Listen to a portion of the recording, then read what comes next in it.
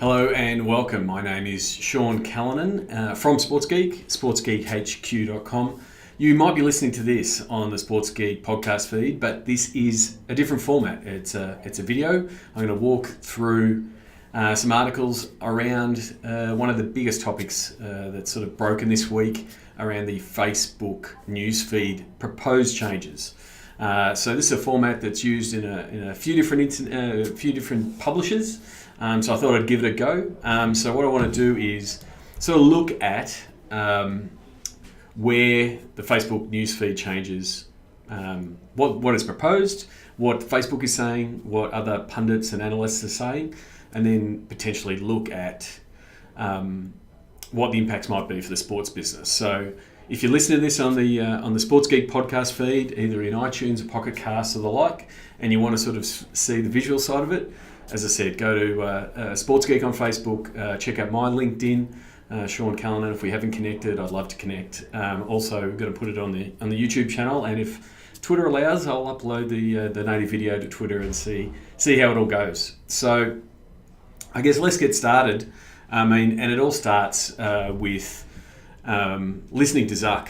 So I'm going to jump over and sort of jump around this document a little bit, but really, if you're not following Mark Zuckerberg and sort of watching what he's both saying publicly, but then what he's actually saying on his Facebook wall, you really should be, because he does telegraph where Facebook is going and where they want to go.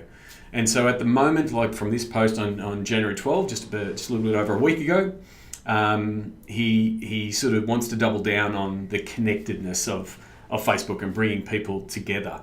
He doesn't quite go far as saying Facebook is broken. We'll leave that to the analysts. But he does go into saying that the businesses and brands and media are doing such a good job of creating content, especially around the pivot to video. So Facebook sort of in the last 2 years pushing really hard to chase down YouTube as the primary video player of the web. Brands did a really good job, sports teams included. And so the feed, and for those of you who are watching this and don't know what the Facebook news feed is, it is the algorithm that Facebook decides what you see in your feed. And so things that you like, things that you engage with get pushed up in that feed because Facebook knows that you're engaged with that. But what they're seeing is a lot of people are engaging with the brand content or watching the brands, but not really engaging with people. So this seems to be a little bit of a course correction to say, we're going to show you more of the people content, and with your friends and family and those kind of things. So that's where the hysteria started, and so the main things that that I look through at this is, he does say we're going to make a major change, more meaningful social interactions is really important, and they really want to make it a more connected experience. So sports is a real big player in that connected experience. We have fans commenting on after a win and sharing themselves at sports venues. So it is something that to keep an eye on. And I sort of hark back to Zuck, what he said in 2014 when he said he wanted Facebook to be the personalised newspaper. And that's when we saw the big jump in traffic around early 2014. So pretty much the 2014 to 2015, we saw a lot of traffic increase from Facebook. And anecdotally, I haven't asked every single person that I talk to, but it is one of the questions that I do ask when I'm catching up with either clients that are in the sports space, and then also people I talk to on the podcast, is how much traffic is Facebook driving. And it roughly is somewhere between 25 and in some cases 40% of traffic to sports properties is coming from Facebook. Now, we have seen, and again, anecdotally and talking to people, that has been dropping in the last 12 to 18 months, but it's still a fair chunk of traffic. So that would be the place where I'd start looking and start keeping an eye on as this algorithm moves in and starts happening and starts being rolled out to the 2 billion people that are on Facebook. what effect is that going to have on traffic? Now, one of the best articles I've read on these changes is from Ben Thompson from Stratechery and the Exponent podcast. I listen to the Exponent podcast quite often, and regular reader and subscriber to his articles on tech. And so Ben is one that is always looking at the Silicon Valley space and where they're headed, analysing those kind of things. So if you really want to be diving in and understanding behind the scenes of digital, especially, and then also the media and how it's changing, I highly recommend you at least start by reading some of Stratechery and then potentially becoming a subscriber or listen to the podcast.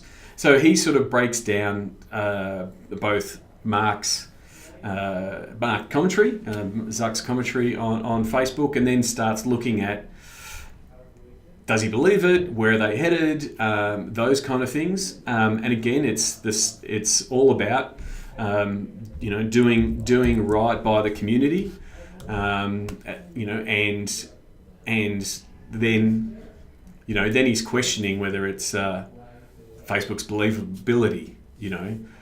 He potentially, with Zuckerberg saying it could reduce time and some engagement. Does that work with their advertising model? But they are also looking at different things like a video tab and trying to build out what the video tab might be, those kind of things. And then it all gets down to the ad product and where the ad product's going to be, the price of ads, and will the price of ads go up? That will be one to keep an eye on. But yeah, I really did like the fact that he sort of harked back to a post he did last year around the analogy of Facebook and phones and phone books,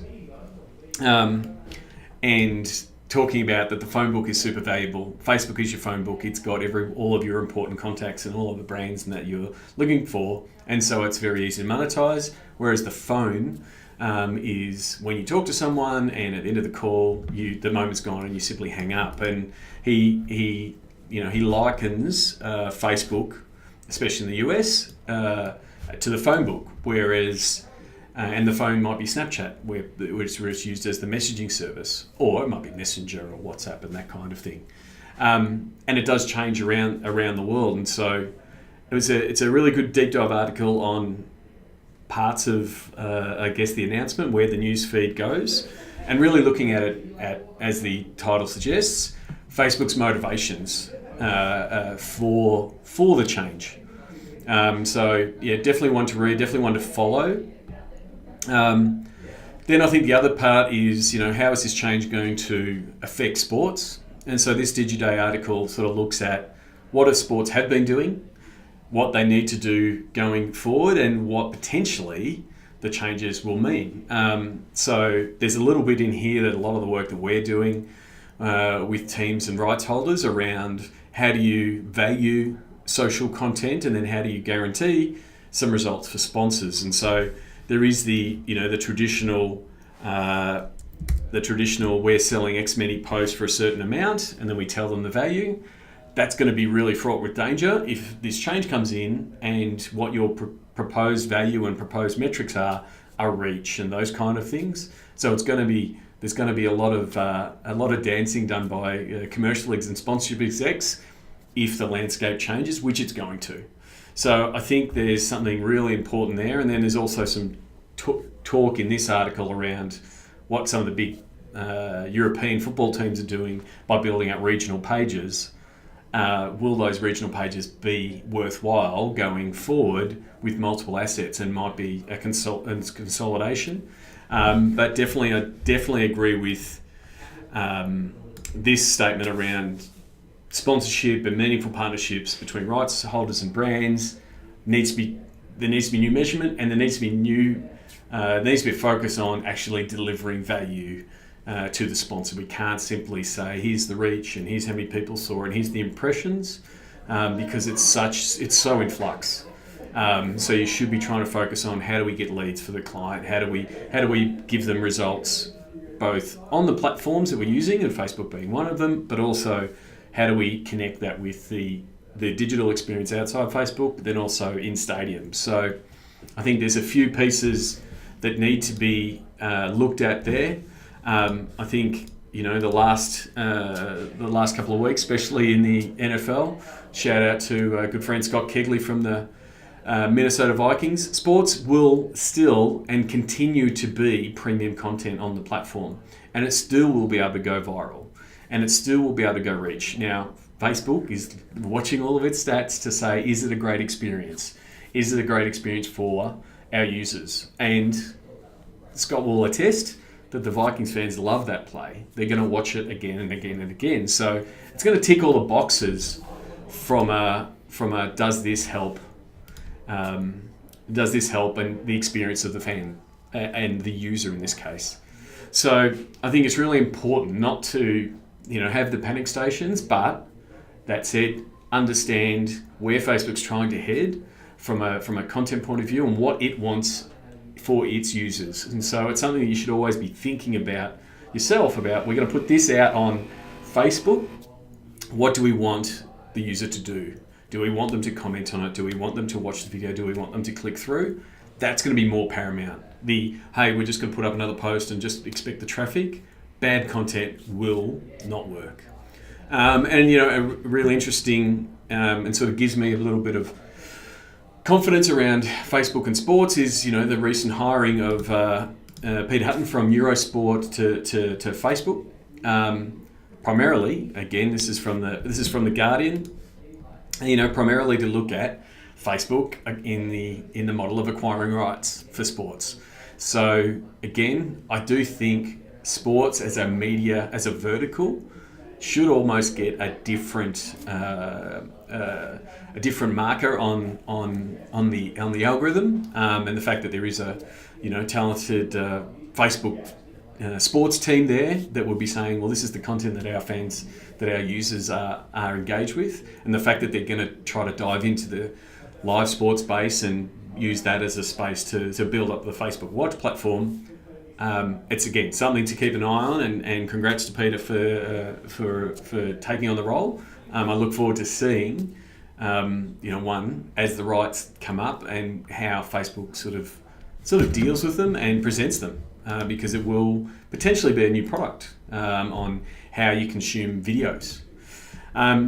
So as well as looking at what Mark Zuckerberg's saying on his own Facebook wall, the Facebook newsroom is again the best resource to on what Facebook actually trying to do. And there was effectively 3 blog posts that sort of led up to the point of Zuck's post.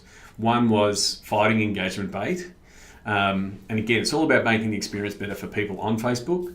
Now we've all seen the the different emoji voting, the react baiting, the share baiting, share this to win, which for a while was completely banned. Then they stopped banning it.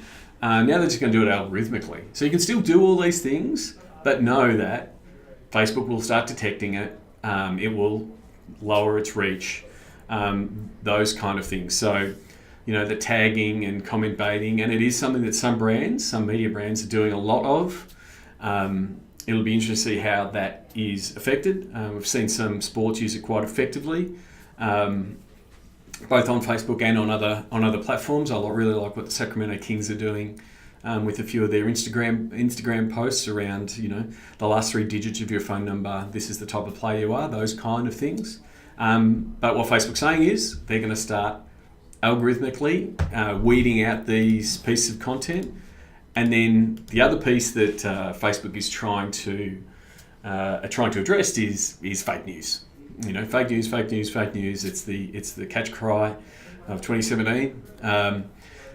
And so what they're trying to do is to mark publishers as trustworthy.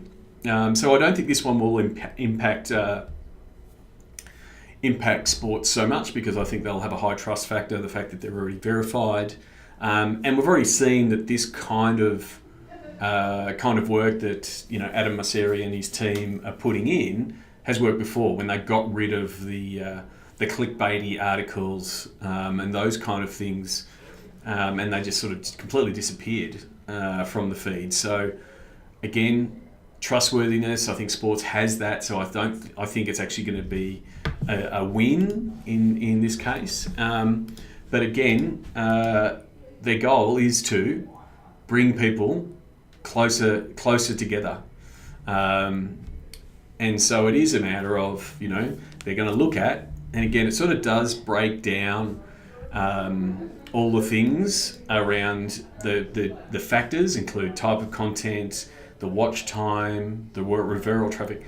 And so this is pretty much saying we want to make sure that all of our users stay connected and want to be on the platform. So again, start framing your content for that. Now, we don't want to go down the path of engagement baiting and like baiting, which again worked terrifically in like 2009, 2010, 2011 with the simple like this post if you think we're going to win today.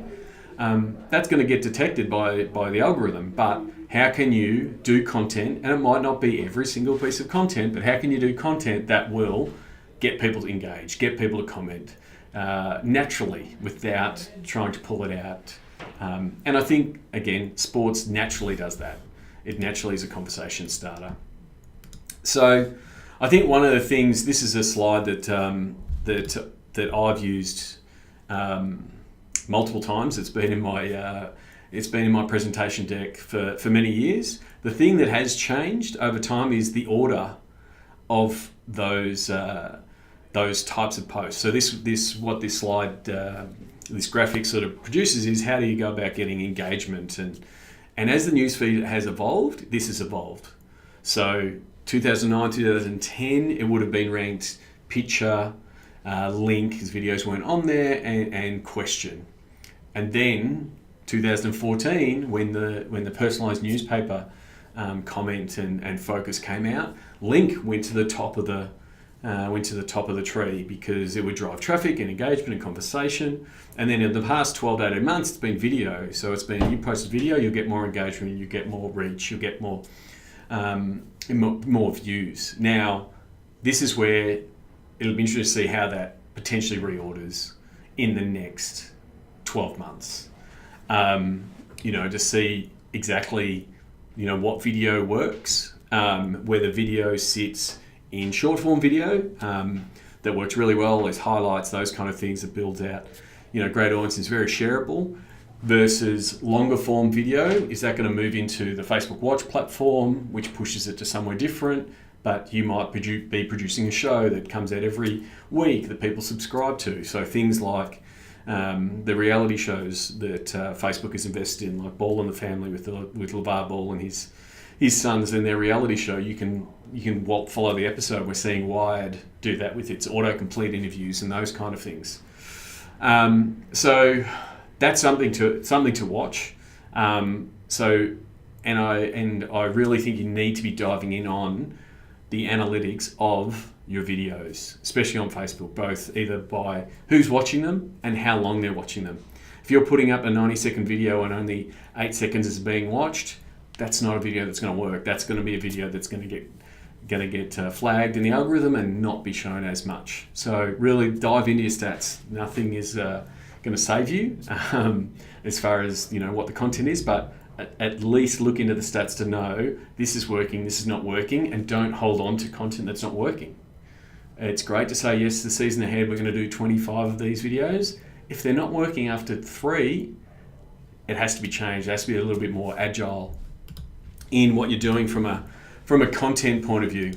So there's a few other commentaries. Paul Wallbank, good mate of mine from Umbrella, sort of did a nice recap again of the Facebook post and what I've sort of discussed there with Adam Mosseri from the engagement bait point of view.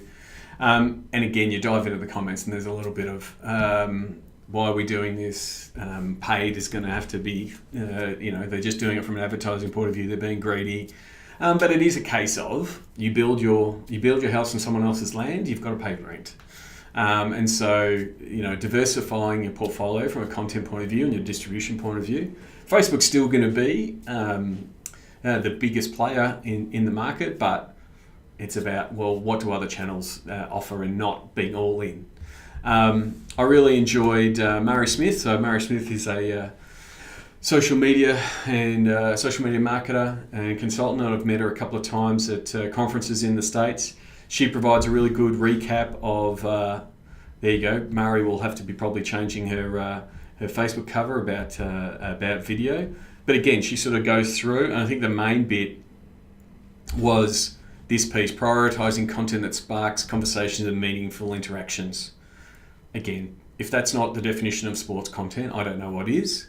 But it is all about making sure the fans, users, I keep saying fans because we're talking sports and fans, they're talking users, to making sure that they have the best experience there is. So you really need to completely focus on it.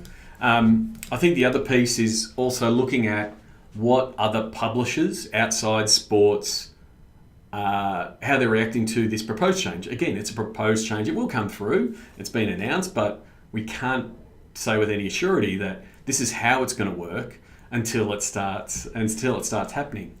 And so this was, I thought, was a pretty measured article around, hey, let's look at where the content, keeping an eye on the traffic, the fact that the reach and traffic has been declining. So again, no one's surprised that it's happened. The fact that so many people are flocking to the platform. It was always, the stats of people like 1,500 things. The newsfeed can only show 300.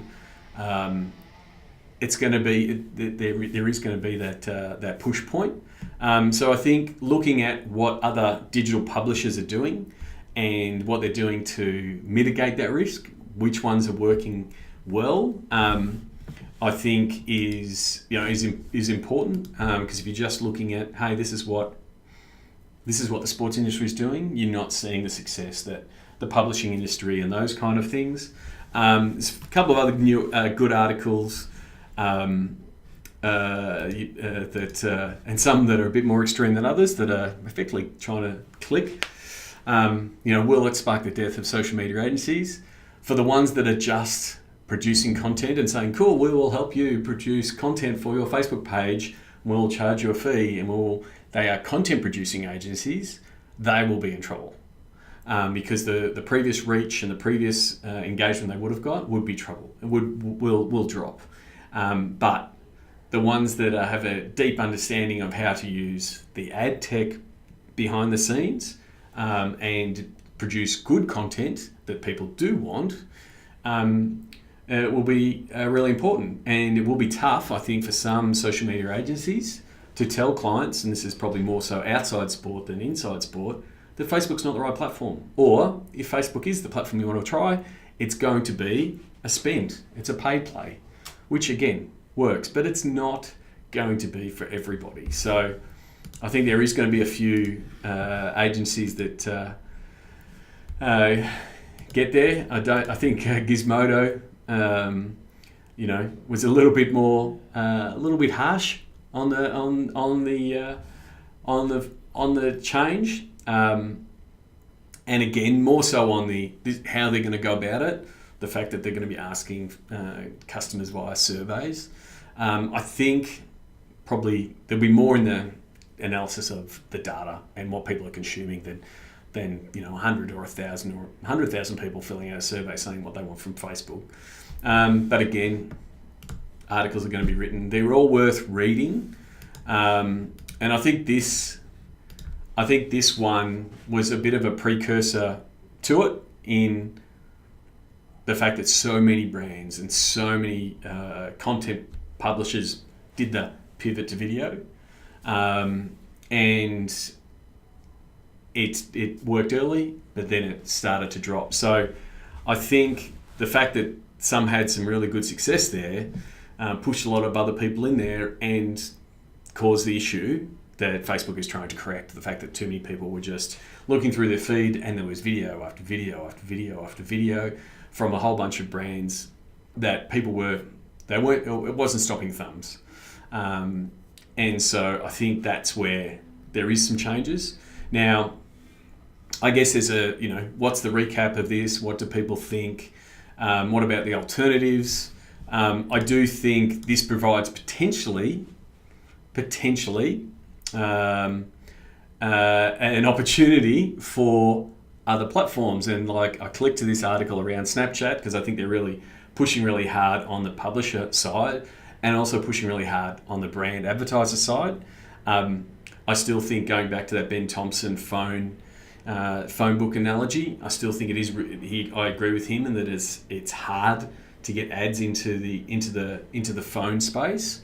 But what they're trying to do is to get more people, more publishers into the Snapchat platform. But if you look here, also there's Tout, which is a video product that I used 7 years ago, that's still pushing itself out there. So I think there will be potentially opportunities for Snapchat, for Twitter, but potentially to lure publishers back. Now, the only way that they do that is by delivering traffic and delivering results and delivering analytics in the case of Snapchat.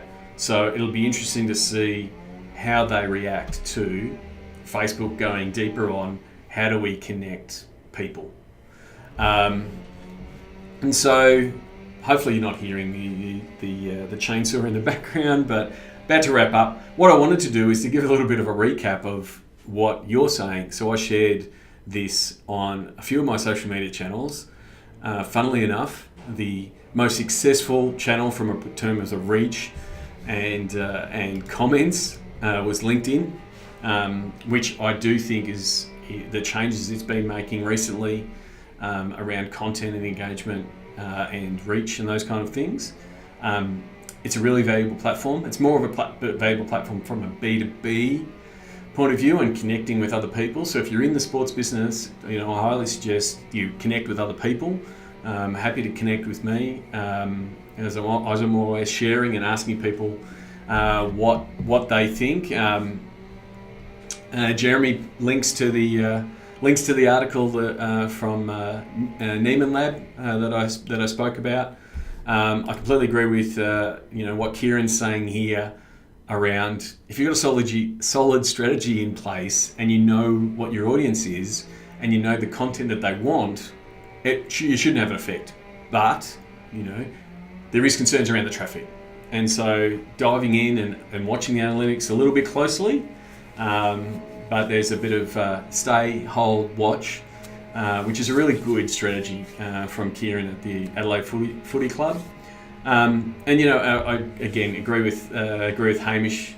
Facebook knows what they're doing. I agree with Ben Thompson.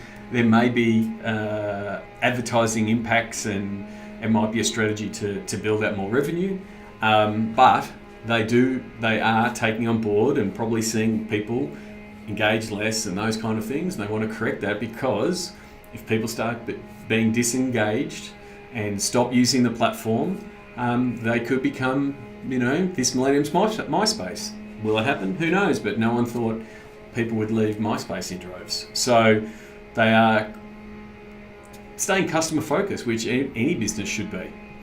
There's a few other people that have posted since I started this and hadn't got back to.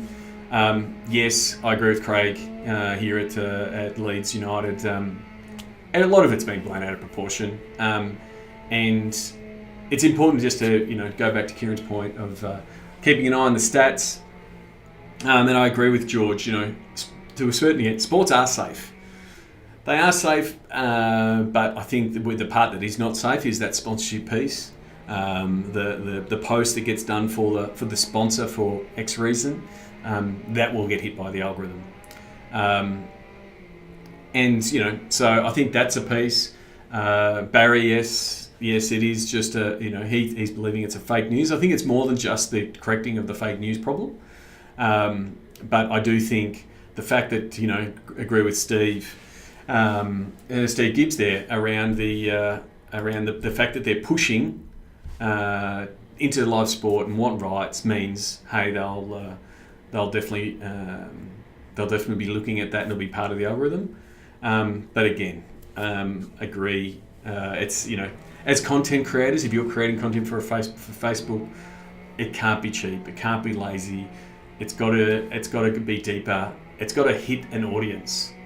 And for mine, don't try to hit your whole audience. Don't try to say we want to hit all of our fans, because then you're trying to please everyone and you end up pleasing no one. So targeted content created for a particular audience will engage. They will comment. They will share.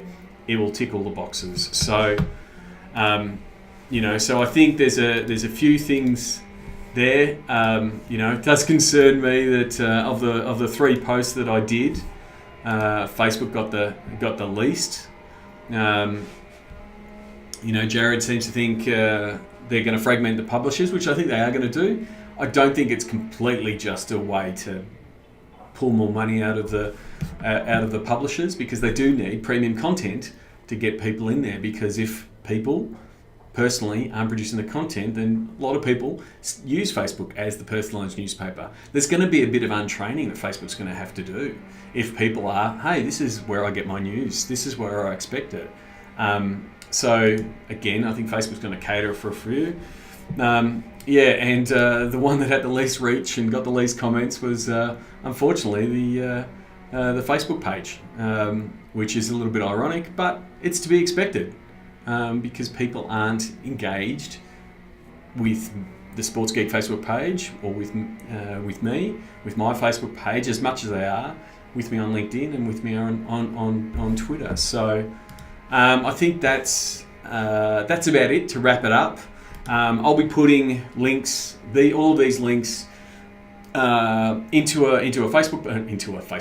blog post. I'll put this video on all the channels, Facebook, LinkedIn, YouTube. Again, if you're listening to this on the Sports Geek podcast feed and you want all these links, or you want to watch me click through around the internet on all these different articles, you can go to all those channels to watch the video. This post will be available at sportsgeekhq.com/FB newsfeed 2018, because we all know that it's going to change again in 2019 and 2020. I'll make sure I keep those URLs available. I'll give you access to this Google Doc if you want to click on all the links as well. If you want any more resources, you can go to sportsgeekhq.com. As a video watcher, listener, you can always reach me via email, sean@sportsgeekhq.com, or Sean Callanan on most social media platforms, or you can even book in a time for a phone call by going to sportsgeekhq.com/phone call. As always, just to quick promote at the end, we've got a weekly email newsletter, Sports Geek News, that's crowdsourced. All the links that I read and share, a lot of the ones that I've talked about today, I share on my social media. The ones that get your clicks and your likes and your comments end up in the newsletter. So it ends up being a really good curated newsletter, because I've got great followers that are clicking on the things that they want to read. So if you miss anything during the week, it'll be in that newsletter. And you can go to sportsgeekhq.com/SGN to sign up. The Sports Geek podcast, available weekly, where I normally would be interviewing sports business executives from around the world. Over 150 hours of free content and interviews there. We've got past 250,000 downloads. I'd love your feedback, and if you are a listener, thank you very much. And if you want, you can leave a review on iTunes. It's available on iTunes, Pocket Cast, Stitcher, all good podcast platforms. And then the last thing is the sports business Slack community. It doubled in size in 2017, and we're looking to do that again in 2018. There's nearly 1,300, I think it's just past 1,300 sports execs from around the world in the sports biz Slack community, talking about digital and technology and stadiums and esports. So if you're in sports business, you work in sports business, and you'd like to connect with people in Europe and the UK, in Australia, in the US, we've got a stack of sports professionals from the US in the Sports Biz Slack. Please do go to sportsgeekhq.com/Slack. So I hope you enjoyed this as a different format. If you did, leave a comment on whatever platform you're watching this on. or send me a tweet at Sean Callanan. Until next time, and I might try this again, depending on the success. I'm going to look at the stats, I'm going to look at the engagement, I'm going to look at the views and the watch time. Let me know what you thought. Until then, my name is Sean Callanan from Sports Geek.